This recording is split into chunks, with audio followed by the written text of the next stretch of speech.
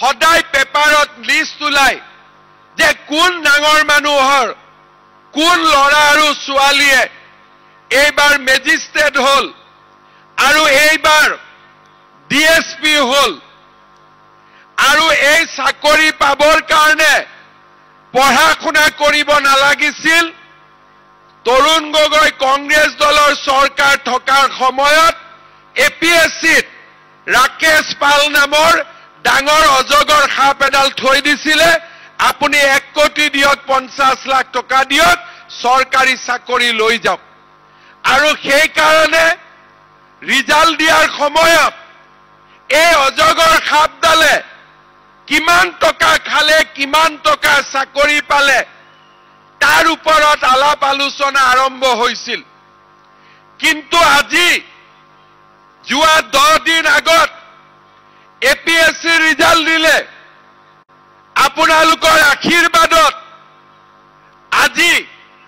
আমি এনেকুৱা এটা পৰিৱেশ নিৰ্মাণ কৰিলো যে মোক আটাইতকৈ বেয়া পোৱা টিভি ষ্টেচনৰ মালিকেও টিভিত লিষ্ট দিব লাগে যে কোন তৰকাৰী বেপাৰী লৰাই মেজিষ্ট্ৰেট হ'ল কোন ঠেলা চালকৰ লৰাই ডিএছপিত চাকৰি পালে আজি আমি অসমখন দুখীয়া দৰিদ্ৰ মানুহৰ বাবে আজি আমি নিৰ্মাণ কৰিলো কোনোবাই কয় যে বিজেপি দলে ভাল কৰা নাই মই তেওঁলোকক এটাই কথা কম মোৰ এইখন হাতেদি মই মুখ্যমন্ত্ৰী হোৱাৰ পিছত 1.5 লাখ ল'ৰাক চাকৰি দিলো আৰু মই যদি 1 লাখ টকাকৈ ললোহেঁতেন মই 1500 কোটি টকা মোৰ ঘৰত মই জমা কৰিব পাৰিলোহেঁতেন আৰু চাকৰিৰ কাৰণে মাত্ৰ 1 লাখ টকা দিবৰ বাবে কোনেও আপত্তিও নকৰিলেহেঁতেন কিন্তু আজি চাকৰি কোনে পায় অসমত ঠেলালাৰ ল'ৰা ৰিক্সা চালকৰ ল'ৰা গাঁৱৰ বিধৱা মানুহৰ ল'ৰা আৰু কষ্ট কৰি কাম কৰি ঘৰৰ আধা পেটত খাই স্কুললৈ যোৱা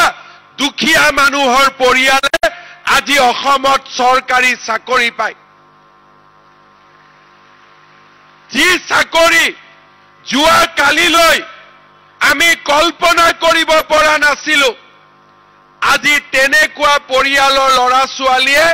চৰকাৰী চাকৰি পায় এপিএছচিত বহি থকা অজগৰক লৈ আহি আমি চিৰিয়াখানাত তালা মাৰি বন্ধ কৰি দিলো যাতে কোনো দুখীয়া মানুহৰ টকা তেওঁলোকে খাব নোৱাৰে ইয়াৰ ফলত কি লাভ হৈছে যাৰ ঘৰত চাকৰি পাইছে ভাল কথা কিন্তু যাৰ ঘৰত স্কুলত ল'ৰা ছোৱালী পঢ়িব যায় তাৰো মনত